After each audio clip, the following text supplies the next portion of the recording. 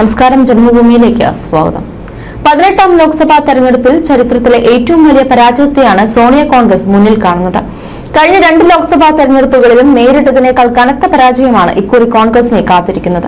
വിവിധ ഏജൻസികൾ നടത്തിയ അഭിപ്രായ സർവേകളെല്ലാം പ്രവചിക്കുന്നത് ബിജെപി റെക്കോർഡ് വിജയവും നേടുമെന്നും കോൺഗ്രസിന് വീണ്ടും ദയനീയമായ പരാജയം സംഭവിക്കുമെന്നുമാണ്. ബിജെപി ഒറ്റയ്ക്ക് 350 സീറ്റും നേടുമെന്നും NDA സഖ്യത്തിന് 400 സീറ്റിലേറെ ലഭിക്കുമെന്നുമാണ് പ്രധാനമന്ത്രി നരേന്ദ്രമോദി ആവർത്തിച്ച് പ്രഖ്യാപിച്ചത്. ഇതുമായി പൊരുത്തപ്പെടുന്നതാണ് അഭിപ്രായ സർവേ ഫലങ്ങൾ. കോൺഗ്രസിന്റെ രാഷ്ട്രീയത്തെ പിന്തുണയ്ക്കുന്ന മാധ്യമങ്ങൾ പോലും ബിജെപിയും മോദിയും വൻ വിജയം നേടുമെന്ന നിഗമനത്തിലാണ് എത്തിച്ചേർന്നിട്ടുള്ളത്. 1ാം ഘട്ട വോട്ടെടുപ്പ് കഴിഞ്ഞ സാഹചര്യത്തിൽ പരിഭ്രാന്തിയിലായ കോൺഗ്രസ് നേതൃത്വം പ്രധാനമന്ത്രിക്കെതിരെ അപവാദ പ്രചാരണം കെട്ടഴിച്ചുവിട്ടിരിക്കുകയാണ്. രാജസ്ഥാനിലെ ഒരു തെരഞ്ഞെടുപ്പ് പ്രചാരണ യോഗത്തിൽ കോൺഗ്രസിന്റെ വർഗീയ പ്രീണന രാഷ്ട്രീയത്തെ തുറന്നു കാണിച്ച് പ്രധാനമന്ത്രി നടത്തിയ പ്രസംഗത്തെ വളച്ചൊടിച്ചാണ് കോൺഗ്രസ് നേതാക്കൾ അപവാദ പ്രചാരണം നടത്തുന്നത്. വിശ്വാസ്യത നശിച്ച കോൺഗ്രസ് മറ്റൊന്നും പറയാനില്ലാത്തതിനാൽ വിദ്വേഷ പ്രചാരണത്തെ ആശ്രയിക്കുകയാണ്. എന്നാൽ ഇത് ഒരു തരത്തിലും ഈ പാർട്ടിയെ രക്ഷിക്കാൻ പോകുന്നില്ല. ജലോറിൽ പ്രസംഗിക്കുമ്പോഴാണ് കോൺഗ്രസ് പതിറ്റാണ്ടുകളായി തുടരുന്ന അപകടകരമായ വർഗീയ പ്രീണന രാഷ്ട്രീയത്തിനെതിരെ പ്രധാനമന്ത്രി മോദി ആഞ്ഞടിച്ചത്. ഒരു പ്രത്യേക മതവിഭാഗത്തിനാണ് രാജ്യത്തിന്റെ സമ്പത്തിൽ അവകാശമെന്നും കോൺഗ്രസ് അധികാരത്തിൽ വന്നാൽ രാജ്യത്തിന്റെ സമ്പത്ത് നുഴഞ്ഞുകയറ്റക്കാർക്ക് വരെ നൽകുമെന്നാണ് മോദി പറഞ്ഞത്. ഇത് രണ്ടും പ്രധാനമന്ത്രിയുടെ ആരോപണങ്ങളല്ല. രാജ്യത്തെ വിഭവങ്ങളുടെ പ്രഥമാവകാശം മുസ്ലിങ്ങൾക്കാണെന്ന് UPA സർക്കാർ അധികാരത്തിലിരുന്നപ്പോൾ പ്രധാനമന്ത്രി മൻമോഹൻ സിംഗ് ഒരു നയപ്രഖ്യാപന പ്രസംഗത്തിൽ പറഞ്ഞതാണ്.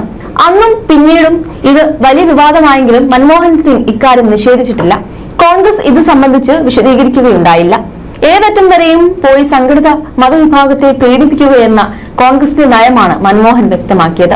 ഭരണഘടനാ വിരുദ്ധവും നിയമവിരുദ്ധവും മതേതര വിരുദ്ധവുമായ ഇത്തരം നയങ്ങൾക്കെതിരെയാണ് 2014 ലോക്സഭാ തെരഞ്ഞെടുപ്പിൽ ബിജെപിക്കും നരേന്ദ്രമോദിക്കും അനുകൂലമായി ജനങ്ങൾ വിധിയെഴുതിയത്. കോൺഗ്രസും ഇന്ത്യ മുന്നണിയും രാജ്യത്തെ ജനങ്ങളുടെ സ്വത്തിലാണ് കണ്ണുവെക്കുമെന്നും അവർക്ക് അധികാരം ലഭിച്ചാൽ നമ്മുടെ അമ്മമാരെ താലിമാല വരെ അവർ പിടിച്ചുപറിക്കുമെന്നും മോദി ജലൂറിൽ പറയുകയുണ്ടായി. കോൺഗ്രസിന്റെ പ്രകടന പത്രികയിൽ സമ്പത്തിന്റെ പുനർവിതരണത്തെക്കുറിച്ച് പറയുന്നതാണ് പ്രധാനമന്ത്രി ചൂണ്ടിക്കാട്ടിയത്. അധികാരത്തിലിരുന്നപ്പോൾ വിതച്ചത് കൊയ്യുകയാണ് തങ്ങളെന്ന കാര്യം കോൺഗ്രസ് നേതാക്കൾ മറന്നുപോവുകയാണ്. വർഗീയ പ്രീണനത്തെ തുറന്നു കാട്ടുമ്പോൾ മോദിയെ മുസ്ലിം വിരുദ്ധനായി ചിത്രീകരിക്കുന്നത് വിലപ്പോയില്ല. മുസ്ലിങ്ങളെ മതജീവികളായല്ല, ഈ രാജ്യത്തെ പൗരന്മാരായാണ് ബിജെപിയും മോദി സർക്കാരും കാണുന്നത്. ആരോടും പ്രീണനമല്ല, എല്ലാവരും നീതി എന്ന ഭാരതീയ ജനസംഘത്തിന്റെ കാലം മുതലുള്ള നയമാണ് ബിജെപിയും പിന്തുടരുന്നത്. മുസ്ലിം ജനവിഭാഗങ്ങളുടെ പ്രശ്നങ്ങൾ പരിഹരിക്കാനും രാജ്യത്തെ വികസന മുന്നേറ്റത്തിൽ അവരെ പങ്കാളികളാക്കാനുമാണ് തുടക്കം മുതൽ തന്നെ മോദി സർക്കാർ ശ്രമിച്ചിട്ടുള്ളത്. സൗദിയിലെ രാജാവുമായി ചർച്ച നടത്തി ഹജ്ജ് കോട്ട ഉയർത്തിയതും മുസ്ലിം വനിതകൾക്ക് ഒറ്റയ്ക്ക് ഹജ്ജിന് പോകാനുള്ള സൗകര്യമൊരുക്കിയതും മുത്തലാഖ് നിർത്തലാക്കി മുസ്ലിം വനിതകളുടെ കണ്ണീരൊപ്പിയതുമൊക്കെ ഇതിന് തെളിവാണ്. മുസ്ലിങ്ങളോട് ഒരു വിവേചനവും ബിജെപിക്കില്ല.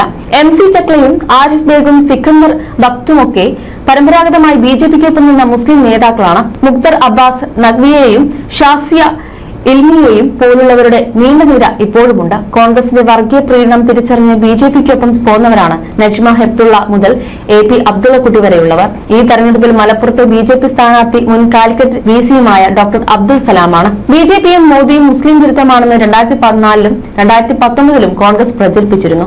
2 തെരഞ്ഞെടുപ്പിലും പ്രധാനമന്ത്രി മോദിക്ക് മുസ്ലിം ജനവിഭാഗങ്ങളുടെ പിന്തുണ ലഭിച്ചു. ഇക്കുറിയും ഇതിന് മാറ്റം വരാൻ പോകുന്നില്ല.